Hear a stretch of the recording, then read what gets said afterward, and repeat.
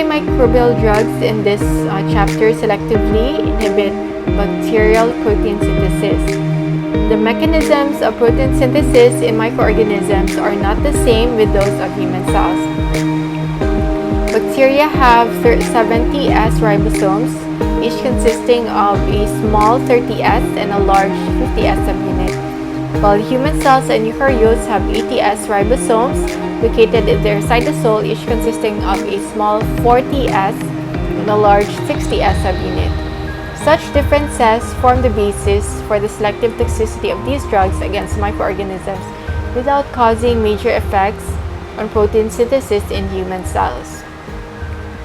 So for your broad spectrum synthesis inhibitors, for your bacterial protein synthesis inhibitors, you have broad spectrum, moderate spectrum, and your narrow spectrum.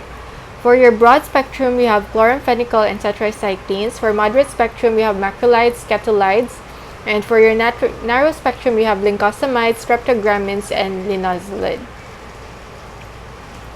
Okay.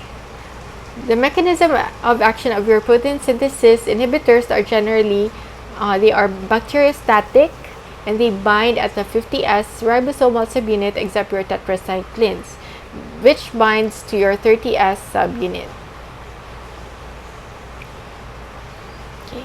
So let's talk first about chloramphenicol. Chloramphenicol, if you remember, is a broad-spectrum antibiotic, but its use is limited to life-threatening infections because of its serious adverse effects. Because there are some similarity of the human mitochondrial ribosomes to those of bacteria, and protein and ATP synthesis of these organelles may be inhibited at high circulating chloramphenicol concentrations, thus producing bone marrow toxicity. Your chloramphenicol also readily crosses the placenta and the blood-brain barriers. It's usually bacteriostatic. Its mechanism of action is it binds reversibly to the bacterial 50S ribosomal unit, and it inhibits your protein synthesis at the peptidyl transferase reaction. However, your chloramphenicol can be bactericidal to your Haemophilus influenzae, to your Neisseria meningitidis, and to your bacteroids. So these are highly susceptible to your chloramphenicol. We use chloramphenicol as a backup drug for severe salmonella infections, and it's used also in the treatment of pneumococcal and meningococcal meningitis in beta-lactam sensitive persons. Chloramphenicol can cause anemias because it inhibits red cell maturation and thus leads to decrease in the circulating erythrocytes.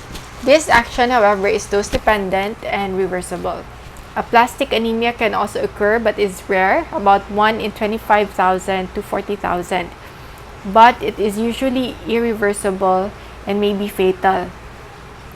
Your chloramphenicol can also cause GI disturbances due to direct irritation and from superinfections, especially your candidiasis.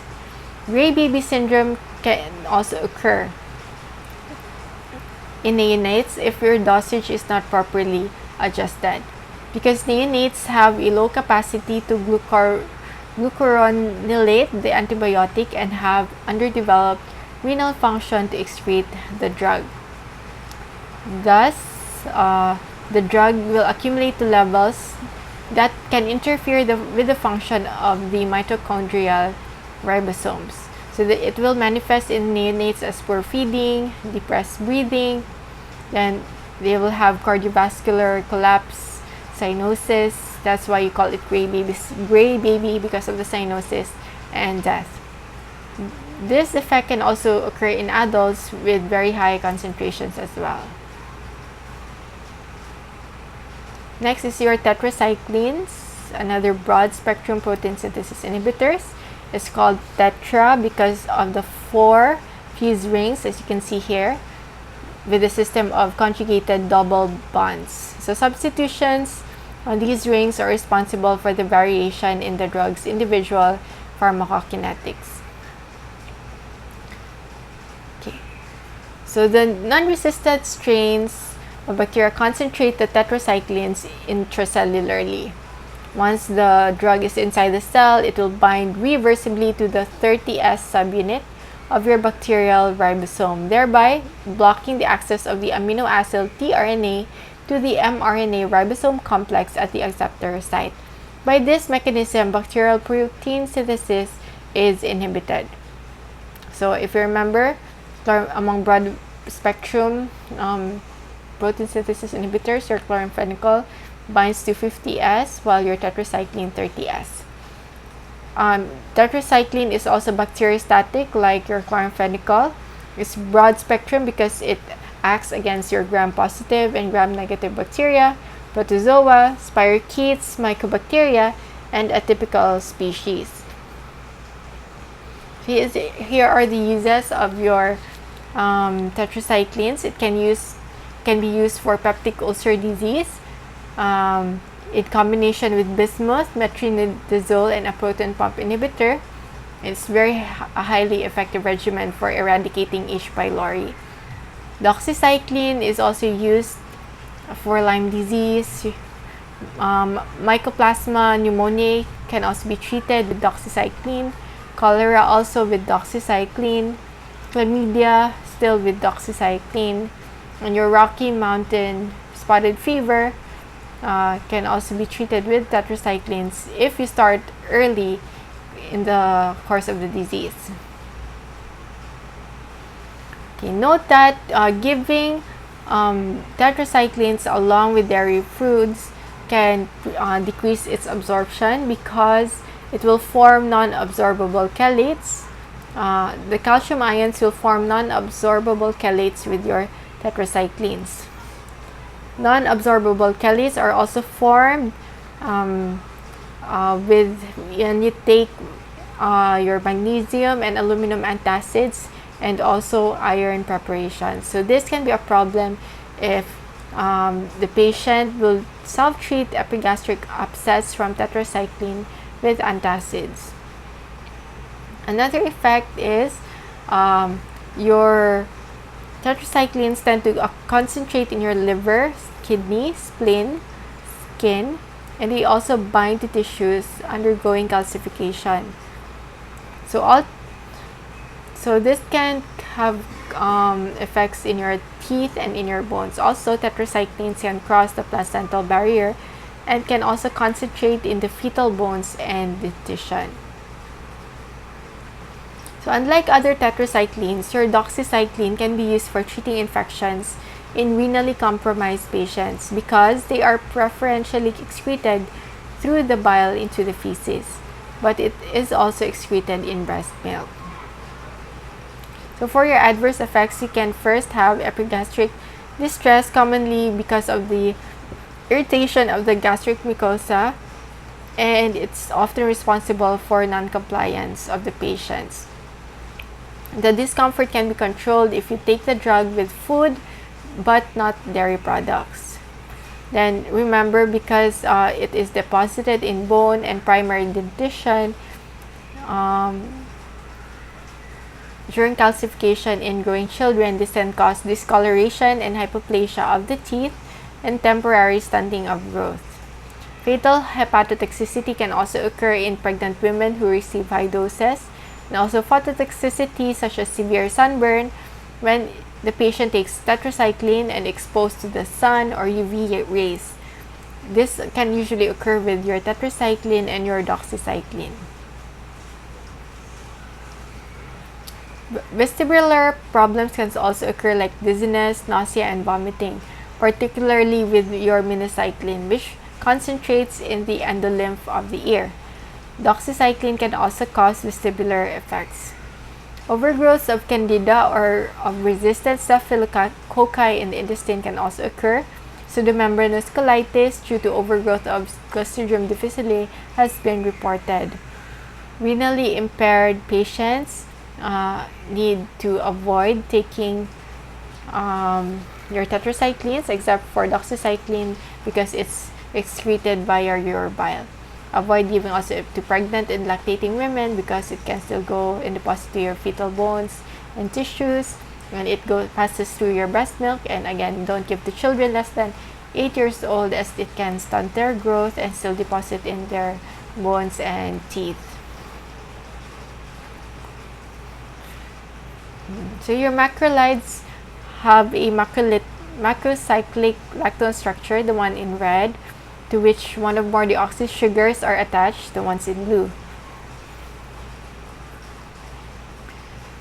Erythromycin is the first of these drugs to find use clinically.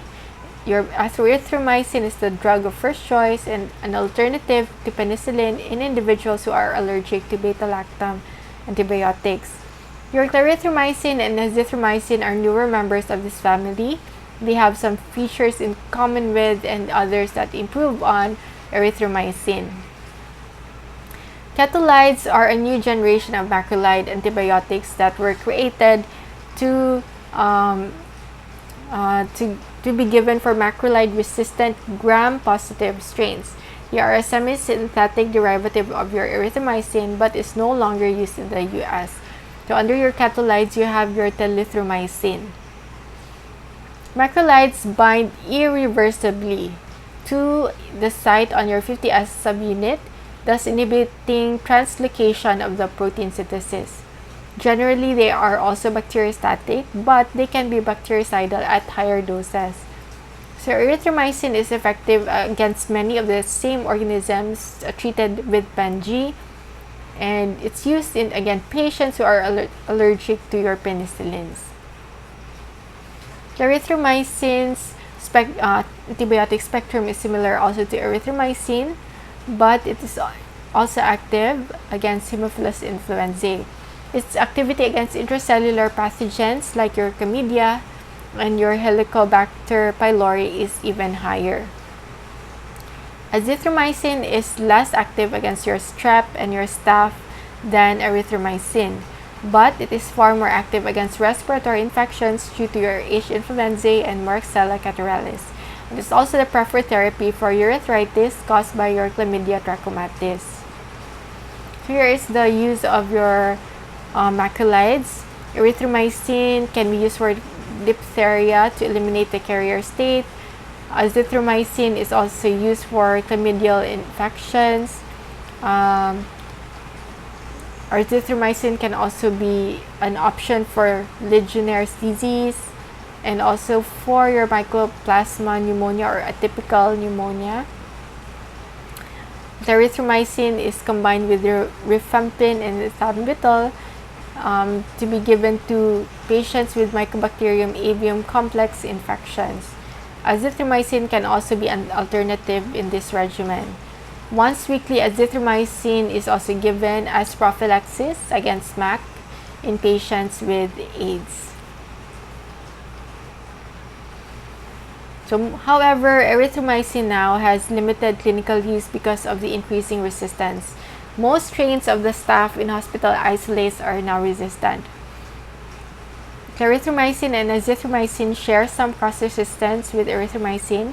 However, your telithromycin may be effective against those organisms that are resistant to macrolides. So as you can see here in the comparison, among the 4 macrolides, your azithromycin has the longest half-life, 68 hours, and the largest volume of distribution of the 4 drugs. Okay, note that gastric acid can destroy your erythromycin. That's why it's given usually as enteric-coated or esterified form. Your clarithromycin, azithromycin, and telithromycin are stable even with acid. Your erythromycin and azithromycin also are primarily concentrated and excreted in an active form in the bile, while inactive metabolites are excreted into the urine. Your clarithromycin is eliminated by the kidney as well as the liver. Thus, it is recommended that dosage of this drug needs to be adjusted for patients with compromised renal function. With regards to food, taking your erythromycin and azithromycin with food can interfere absorption. So, advise the patient to take the medication before meals or not with meals. While for clarithromycin, it will enhance absorption. So take the medication with your meals or after meals.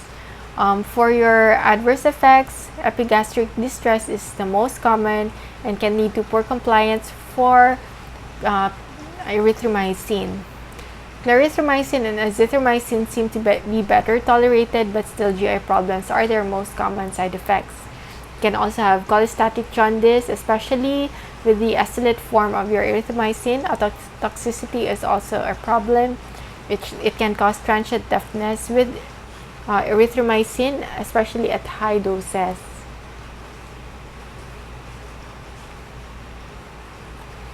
What are the contraindications for macrolides?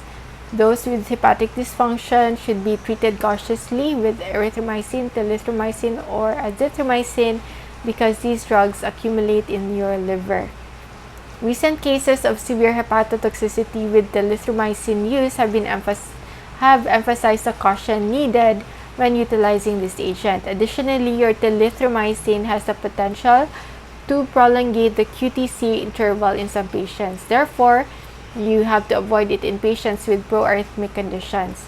Similarly, patients who are renally compromised should be given telithromycin with caution. Telithromycin is also contraindicated in patients with myasthenia gravis. So as you can see, there are a lot of problems with telithromycin. That's why it's no longer used in the US. Next is clindamycin. Clindamycin has the same mechanism of action as erythromycin. It binds to the 50S subunit and inhibits translocation. It's primarily used in the treatment of infections caused by anaerobic bacteria, such as Bacteroides fragilis, which is a common cause of abdominal infections associated with trauma. So clindamycin, anaerobic. The resistance is the same for erythromycin, and some cross-resistance have been described. And remember, Clostridium difficile is always resistant to clindamycin. So do not give clindamycin for your pseudomembranous colitis. Significantly, your clindamycin is active significantly against your non-enterococcal gram-positive cocci. Your clindamycin also penetrates well into the bone. It's excreted via your bile or urine, and accumulation in patients with severely compromised renal function or hepatic failure can occur. For adverse effects, it can cause skin rashes, and the most serious adverse effects for clindamycin is your potentially fatal pseudomembranous colitis, your C. difficile overgrowth can elaborate necrotizing toxins. Treatment is with your oral metronidazole or your vancomycin, but give vancomycin only when the patient does not respond to your metronidazole. Next, you have linezolid. So your oxazolidinones is the first of a novel class of your antibiotics. It's active against drug-resistant gram-positive cocci, including strains resistant to penicillins like your MRSA and your vancomycin, or example VRE. So again, it's reserved for treatment of infections caused by multi-drug-resistant gram-positive bacteria. Currently, there is no cross-resistance with other protein synthesis inhibitors, and resistance to this medication is rare. It binds to a unique site to the 23S ribosomal RNA of the 50S ribosomal subunit. For its adverse effects, it can cause thrombocytopenia and neutropenia, which is most common in immunosuppressed patients.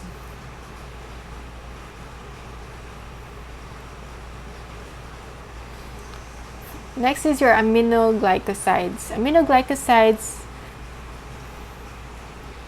Aminoglycosides have been the mainstays for treatment of serious infections due to aerobic gram-negative bacilli. So remember, your clindamycin was for anaerobic, while aminoglycosides are for aerobic gram-negative bacilli. Your linezolid, as a review, is for drug-resistant gram-positive bacteria. So aminoglycosides for aerobic gram-neg bacilli. It's associated, however, with serious toxicities. That's why it has been replaced by third and fourth generation cephalosporins, fluoroquinolones, and carbapenems to some extent. Okay, so note that aminoglycosides also end in mycin. Mycin with a Y is from your Streptomyces, while mycin with two I's are from your Micromonospora. Aminoglycosides like your tetracycline bind to the 30S ribosomal subunit. So your susceptible gram-neg organisms now allow aminoglycosides to diffuse. So remember, it's for gram-neg and aerobic gram-neg, right? Susceptible gram-neg organisms will allow aminoglycosides to diffuse through porine channels in their outer membranes. These organisms have oxygen-dependent system that transports the drug across the cytoplasmic membrane. Then the drug will bind to the 30S ribosomal subunit before the ribosome formation. Thus, it will interfere with the assembly of the functional ribosomal apparatus and/or can cause the 30S subunit of the completed ribosome to misread the genetic code.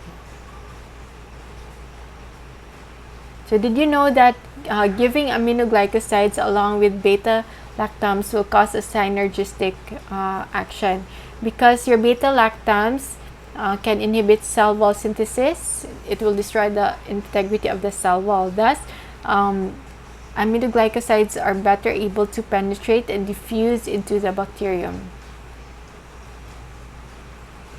Now, aminoglycosides are used in empiric treatment with suspected aerobic gram-neg bacilli like your Pseudomonas aeruginosa. Again, it's used also as drug combination for additive or synergistic effect with your beta-lactams or vancomycin, or a drug active against anaerobic bacteria since it has aerobic spectrum. Your aminoglycosides, however, are bactericidal. Remember that all aminoglycosides are bactericidal, unlike your other protein synthesis inhibitors that are bacteriostatic. Again, it's only effective against aerobic organisms because strict anaerobes lack the oxygen requiring drug transport mechanism for the drug to penetrate. So what's the use of your aminoglycosides? It can be used for tularemia. Tularemia is an infection you get from rabbits. Gentamicin is given and is effective in this rare lymphoid disease. And it's used in synergy to beta-lactams for serious gram-positive infections.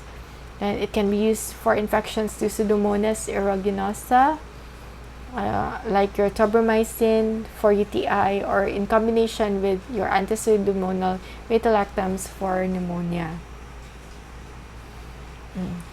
Your aminoglycosides are given parenterally, except your neomycin, to achieve adequate serum levels. Your neomycin, because of the severe nephrotoxic potential, is limited to topical application for skin infections.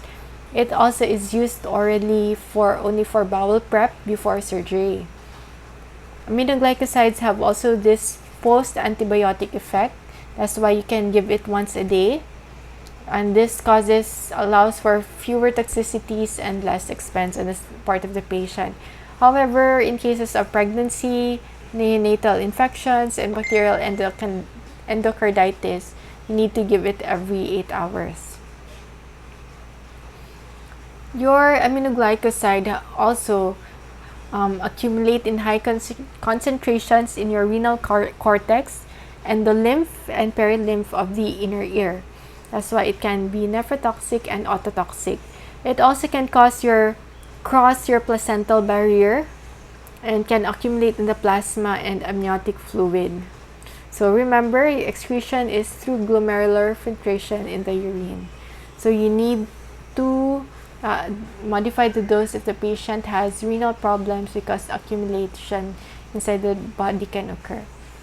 So for adverse effects, you have vestibular and cochlear ototoxicity, since it accumulates again in the endolymph and perilymph of the inner ear. Deafness can be irreversible and has been known to affect even fetuses inside the womb. Vertigo and loss of balance, especially for patients taking streptomycin, can also occur because they affect the vestibular apparatus. So ototoxicity is directly related to high peak plasma levels and duration of treatment. Okay. Nephrotoxicity occurs because of the retention of by the proximal tubular cells. It can range from mild reversible to severe acute tubular necrosis, which can be irreversible.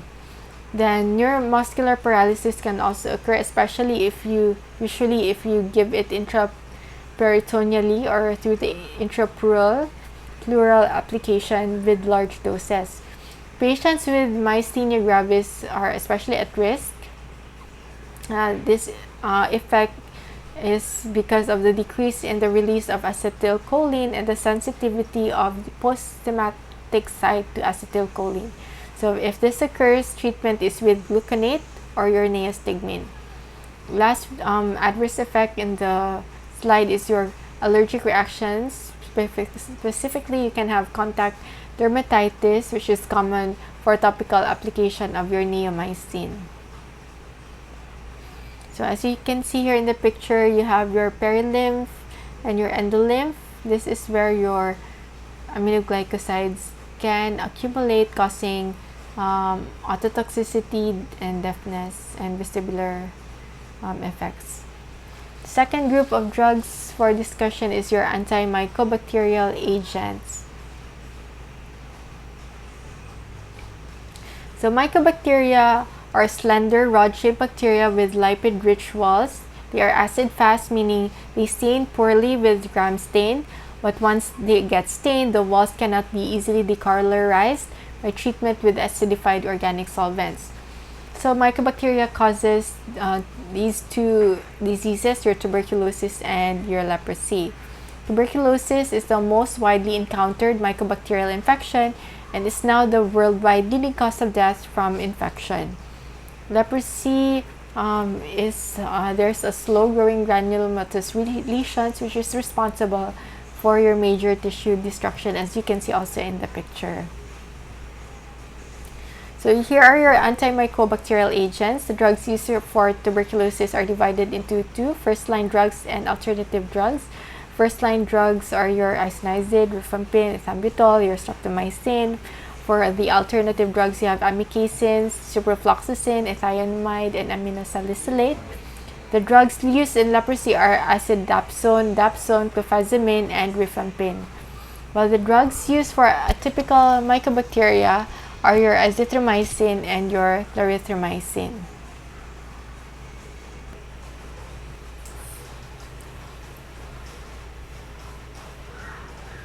So for the drugs for tuberculosis, there are 4 currently available first-line agents. Your second-line medications are called second-line because they are either less effective, more toxic, or have not been studied as extensively. So they are useful in patients who cannot tolerate your first-line agents, or they are infected with mycobacteria that are resistant to the first-line drugs. So your Mycobacterium tuberculosis can lead to serious infections of your lungs, your genitourinary tract, skeleton, and meninges. Your MTB grows slowly, and thus you have to treat it for about 6 months to 2 years. And the sad thing is, resistant organisms readily emerge, especially if you have already given therapy before or the patient has had poor compliance with the therapy. So in 2018, a total of 1.5 million people have already died from TB. And worldwide, TB is one of the top 10 causes of death and is the leading cause from a single infectious agent, which is even above your HIV or AIDS. In 2018 also, we have about 10 million people already who have TB worldwide. So TB is a major problem for our worldwide healthcare system. So that's why you need to be familiar with this topic also. So in treating your TB, a problem that we have encountered is that MTB that are given only a single drug, they become resistant to that particular agent. So that's why they have employed this multi-drug therapy to delay or prevent the emergence of the resistant strains. So we give a minimum of 2 drugs, preferably both drugs need to be bactericidal. So multi-drug resistant TB now remains a public health crisis and a health security threat. The WHO estimates that there were about 484,000 new cases with resistance to your rifampicin. Your rifampicin is the most effective first-line drug, of which 78% had MDR TB. Okay. So your multi-drug therapy is continued beyond the disappearance of clinical disease to eradicate any persistent organisms. So for example, you give an initial short course therapy with RIPE for 2 months. Then for the continuation phase, you give RI for the next 4 months. So RIPE is just a shortcut that we give for rifampicin, isoniazid, pyrazinamide, and your ethambutol. Then RI is for rifampin and your isoniazid. So before susceptibility data are available, more drugs may be added to the first-line agents for patients who have previously had TB or those in whom multi-drug resistant TB is suspected. So added drugs include your aminoglycoside, like streptomycin or amikacin, or capreamycin, which is injectable, your fluoroquinolone, your second-line anti-TB agent, like cycloserine. But once your susceptibility data are available, the drug regimen can now be individually tailored to the patient. So this is your TB dots. So patient compliance is often low when multi-drug schedules last for 6 months or longer. So that's why they have made this directly observed treatment short course, which is a successful strategy for better treatment completion rates. So what is DOTS? So this was established by your WHO in 1993 because of the poor adherence to treatment plan by TB patients. So this involves direct observation by a healthcare provider watching the patient swallow their tablets in a way that is sensitive and supportive to the patient's need. So the patients take their meds while just being supervised and observed. So this has been shown to decrease drug resistance, relapse, and mortality rates, and has improved our cure rates. So our most local and state health departments now offer DOT services. Okay, so let's talk about isoniazid or INH. It's a synthetic analog of your pyridoxine, and it's the most potent of the anti-TB drugs. Its mechanism of action involves inhibiting enzymes essential for the synthesis of your mycolic acid. Mycolic acid is a very long-chain beta-hydroxylated fatty acid in the bacterial cell wall, so destroying the integrity of your bacterial cell wall. So if the bacilli is in its stationary phase, the drug is bacteriostatic, but if the bacteria is rapidly dividing, it is bactericidal. Your isoniazid can be taken orally. Absorption, however, is impaired if you take it with food, particularly carbohydrates, or with aluminum containing antacid. So it's better to take it with an empty stomach. It diffuses well into all body fluids, cells, and even inside the caseous material. That's why it's effective. Cross-resistance does not occur between your isoniazid and your other antitubercular drugs. What are the adverse effects of isoniazid? Remember, it can cause peripheral neuritis. Isoniazid causes peripheral neuritis. The patient will manifest with paresthesias of the hands and the feet. So this is the most common adverse effect of isoniazid. It appears to be due to the relative pyridoxine deficiency. Remember, it is a form of your pyridoxine as an analog. So treatment is giving pyridoxine or vitamin B6 25 to 50 milligrams per day while the patient is taking isoniazid. It can also cause hepatitis and hepatotoxicity. Potentially fatal hepatitis is the most severe side effect associated with the drug. The risks of developing this is with increasing age, taking rifampin along with your isoniazid, and drinking alcohol daily. However, the incidence of adverse effects is still fairly low. It can also have drug interactions like your phenytoin. It inhibits the metabolism of your phenytoin.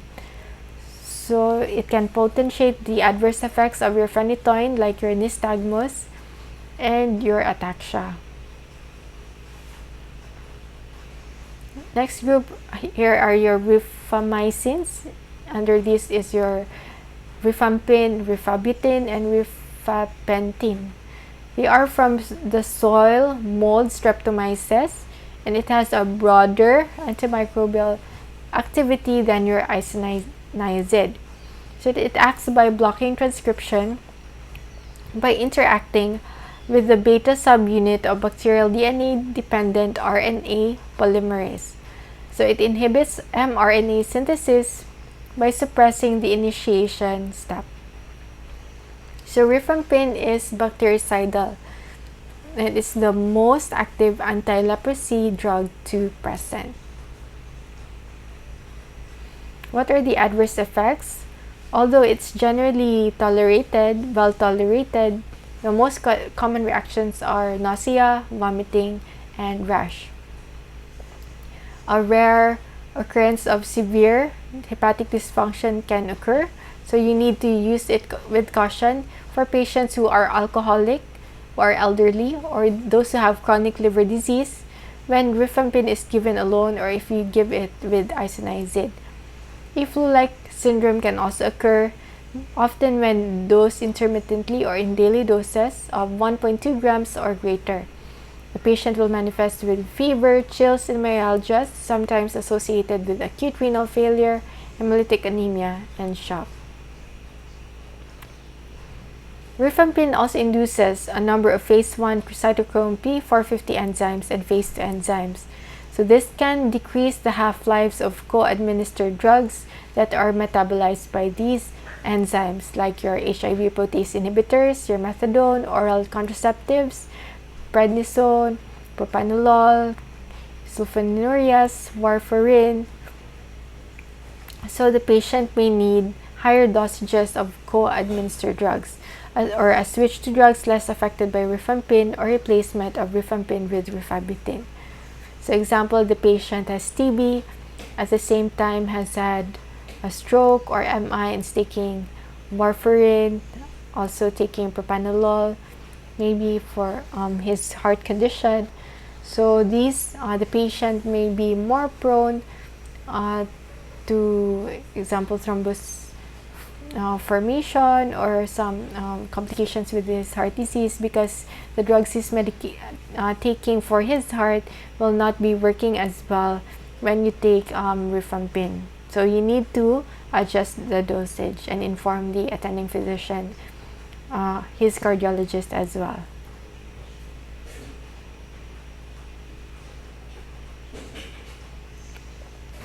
So next is your pyrazinamide. Pyrazinamide can be taken orally and is also bactericidal to actively dividing organism. The mode of action or mechanism of action is unknown.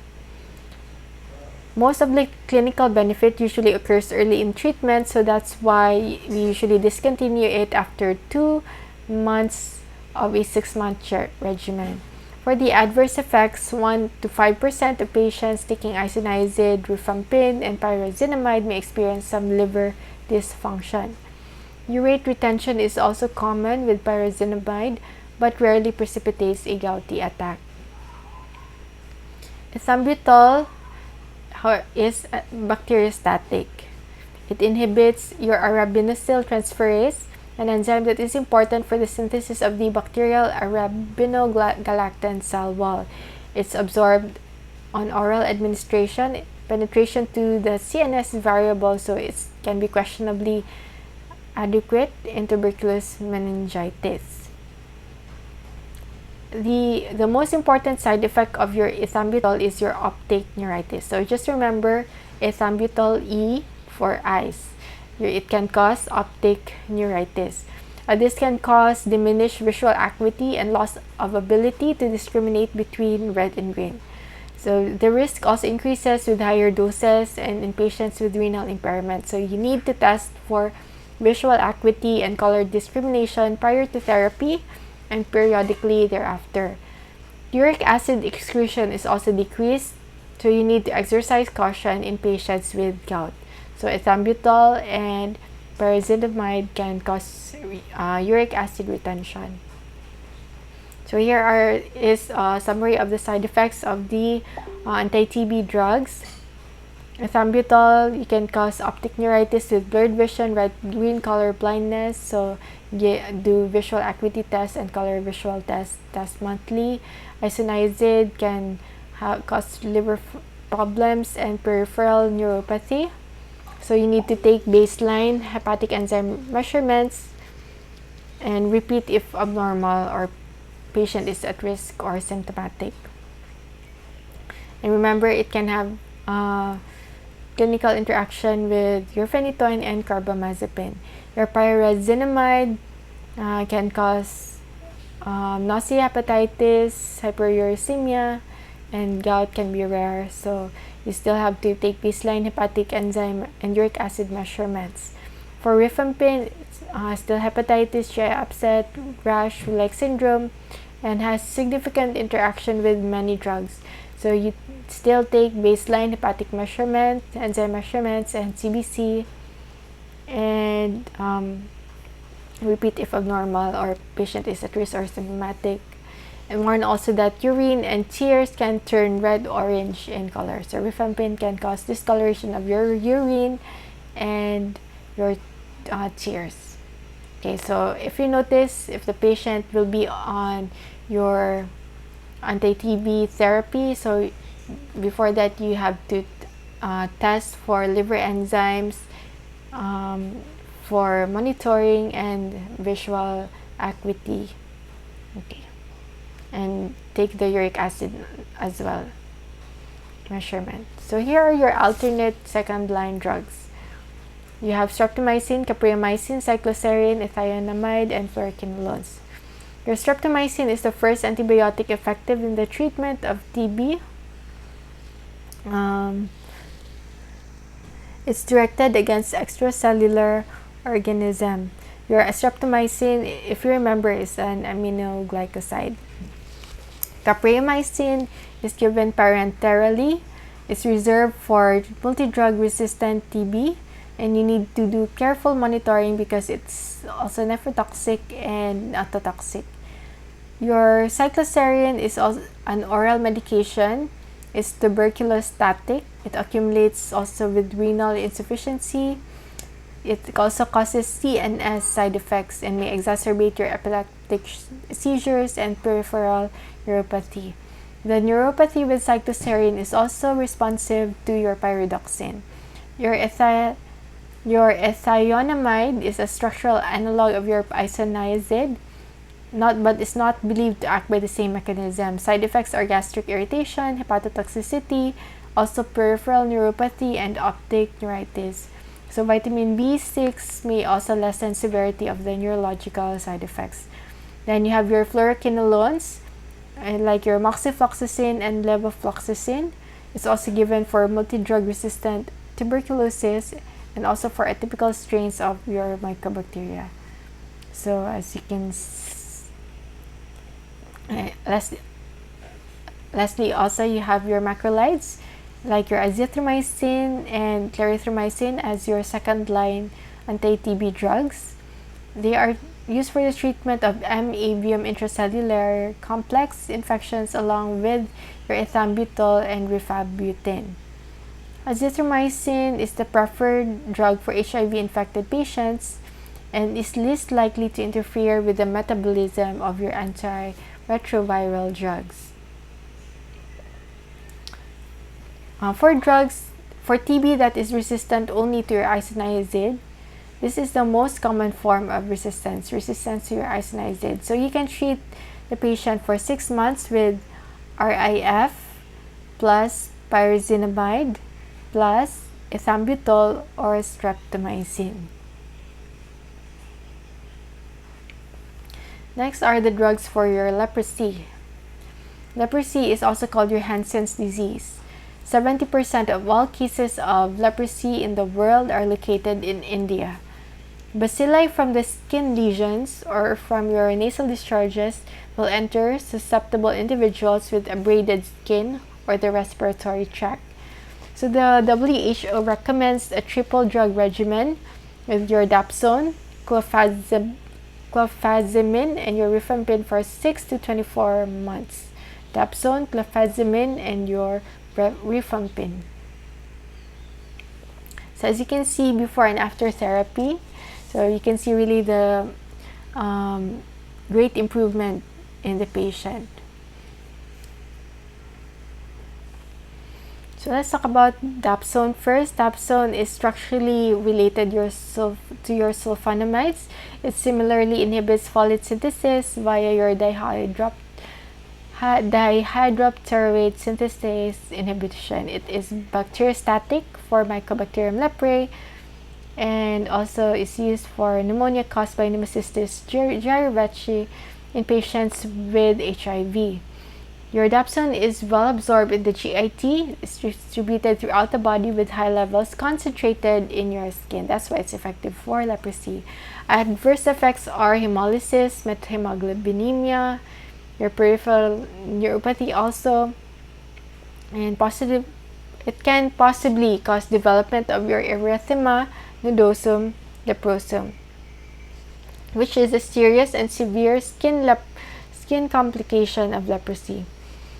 This erythema nodosum can be treated with corticosteroids or thalidomide. Next is your clofazimine. It's a phenazine dye that binds to DNA and prevents it from serving as a template for future DNA replication. So clofazimine is bactericidal to your leprae in comparison to your dapsone, which is only bacteriostatic. So your clofazimine has some activity against your M. avium intracellular complex. Adverse effects are your red-brown discoloration of the skin. It also can cause eosinophilic enteritis, but since it has some anti-inflammatory activity, so erythema nodosum leprosum does not develop. So that is the advantage of your clofazimine compared to your dapsone. So for the last medications, let us talk about antiviral agents. So viruses are obligate intracellular parasites. They lack a cell wall and a cell membrane, and they do not carry out their own metabolic processes. That's why they are dependent on our own cells to and uses our metabolic machinery to survive and replicate. So few drugs are selective enough to prevent viral infection without injury to the infected host cells because they go inside our cells. And also once clinical symptoms occur, it's already late in the course of the disease when the virus has also already replicated and spread in our cells. So thus at this point or course of the disease, drugs that block replication has already limited effectiveness. That's why we seldom use antiviral agents, and they are usually used for prophylaxis. So antiviral agents can exert their actions at several stages of the viral replication, including your viral entry, nucleic acid synthesis, late protein synthesis and processing, and the final stages of viral packaging and viral release. Here are your antiviral agents. You have drugs for herpes, drugs for HIV, drugs for influenza, and drugs for hepatitis B and C. So we only treat Hep B and C. For herpes, you have acyclovir and acyclovir foscarnet. For HIV, you have different also groups of drugs, your fusion inhibitors, protease inhibitors, reverse transcriptase inhibitors, nucleosides, non-nucleosides, integrase transfer inhibitors. And for influenza, you have amantadine, zanamivir, and for hepatitis, you have interferon alpha, lamivudine, boceprevir, sofosbuvir, and ribavirin. So let's go to treatment of respiratory viral infections. Viral respiratory tract infections for which treatments exist are only for influenza A, influenza B, and your HRSV or human respiratory syncytial virus. Influenza A immunization is the preferred approach.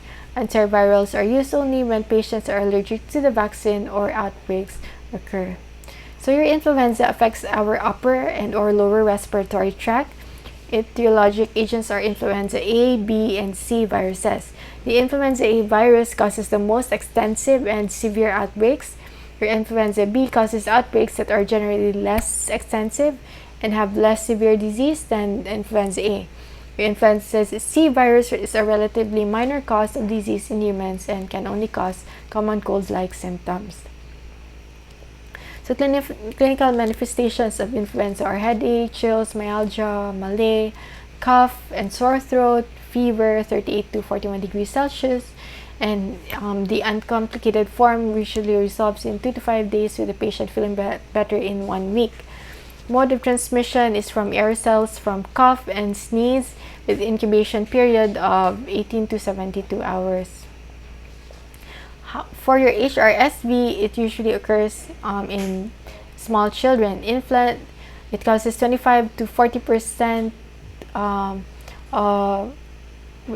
infections in infants usually result 25 to 40% of the time to lower respiratory tract involvements. Especially, this is highest among infants 1 to 6 months old and peaking at 2 to 3 months of age. So this is a major respiratory pathogen of young children and the foremost cause of lower respiratory disease in infants, HRSV. So HRSV can cause 20 to 25% pneumonia is the cause of 20 to 25% cases of pneumonia admissions among young infants and children, and 75% of bronchiolitis cases among young infants and children. However, in adults, it only causes common cold-like syndrome. So treatment for respiratory viral infections are your neuraminidase inhibitors, adamantane antivirals, and your ribavirin.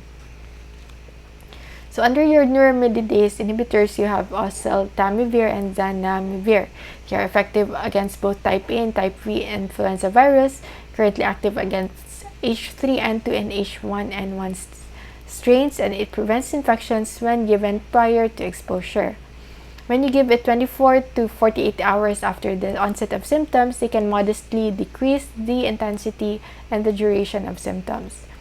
For the mechanism of action, remember that influenza viruses insert neuraminidase into the host cell membrane to release newly formed virins.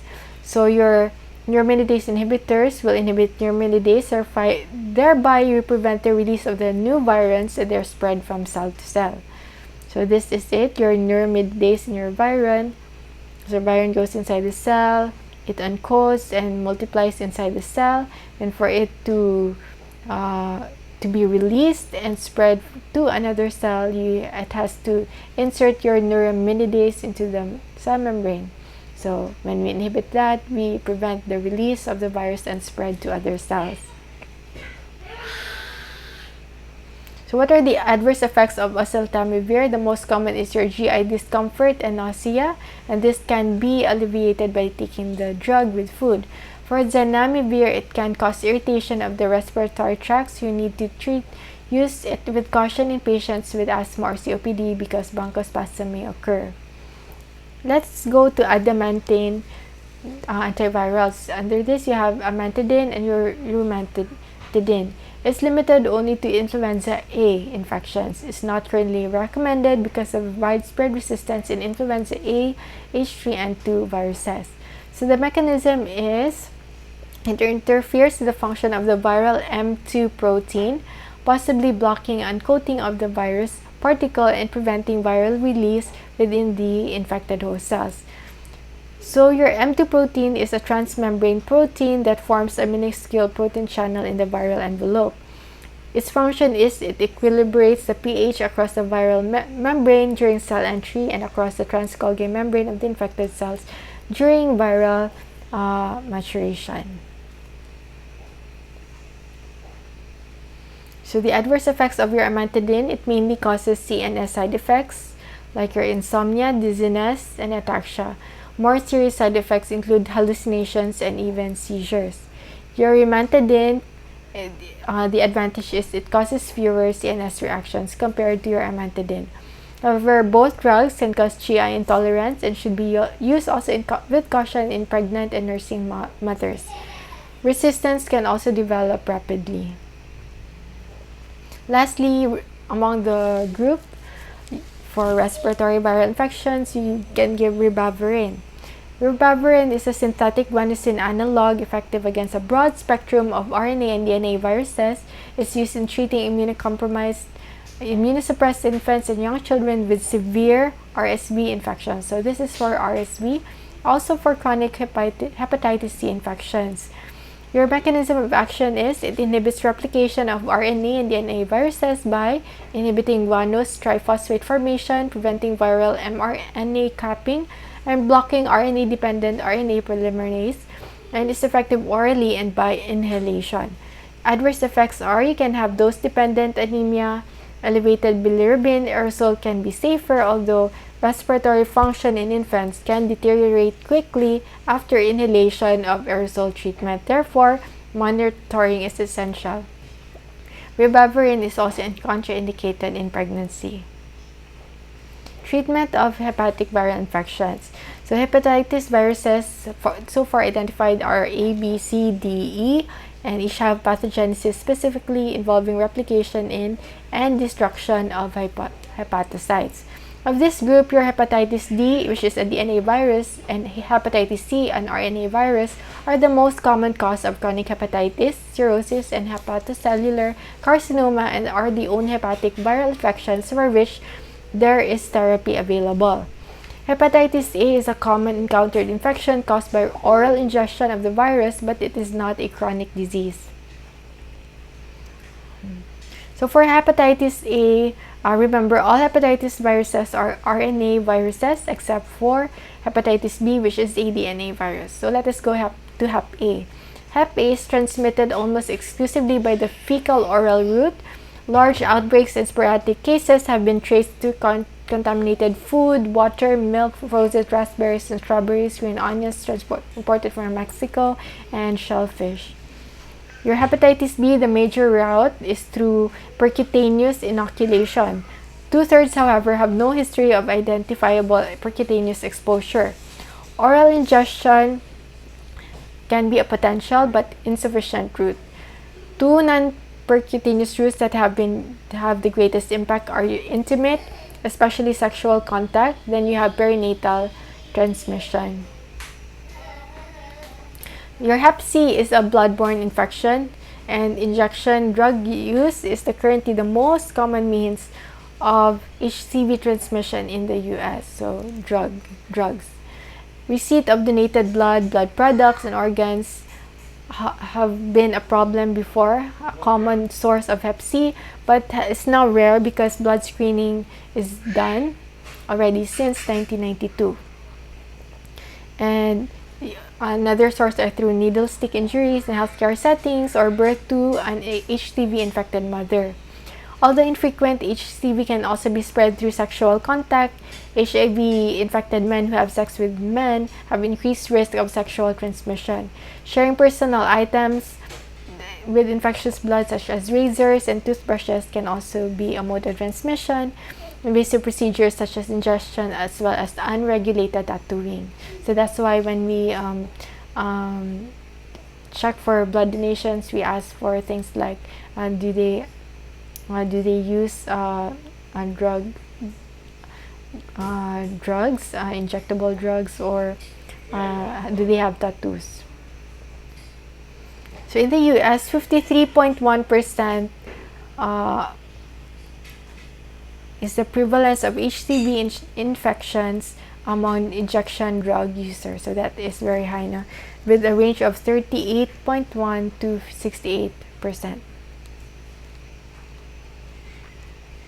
So what are the clinical manifestations? Predominant symptoms are your anorexia, nausea, vomiting, fatigue, malaise, arthralgias, myalgias, headache, photophobia, pharyngitis, cough, and coryza. This can occur 1 to 2 weeks prior to the development of jaundice.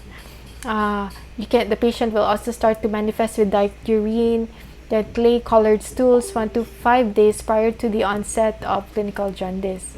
So in the state, once you have clinical jaundice, liver is already enlarged and tender, and you can also have right upper quadrant pain and discomfort. So treatment of hepatic viral infections include interferons, lamivudine, adefovir, entecavir, talbivudine, tenofovir, boceprevir, and urtelaprovir. Your interferons, especially your interferon alpha 2b, is approved for treatment of Hep B and C. It induces host cell enzymes that inhibit viral RNA translation. So interferon, the principal dose-limiting toxicities are bone marrow suppression, severe fatigue and weight loss, neurotoxicity characterized by somnolence and behavioral disturbances. It can also cause autoimmune disorders like urothyroiditis, also cardiovascular problems like heart failure, which is however rare. Your lamivudine inhibits your HBV and HIV reverse transcriptases, and the rates of resistance, however, is high after long-term therapy. It is mainly excreted and changed in the urine. Your adefovir is incorporated into viral DNA and terminates chain elongation and prevents replication of your HBV. Nephrotoxicity occurs with chronic use. Entecavir is effective for lamivudine-resistant strains of HBV. It's primarily excreted and changed in the urine. So let's go to treatment of herpes virus infections. Herpes viruses are associated with a broad spectrum of diseases. Example, cold sores, viral encephalitis, and cold genital infections. The drugs effective against these viruses exert their actions during the acute phase of viral infections and are without effect during the latent phase.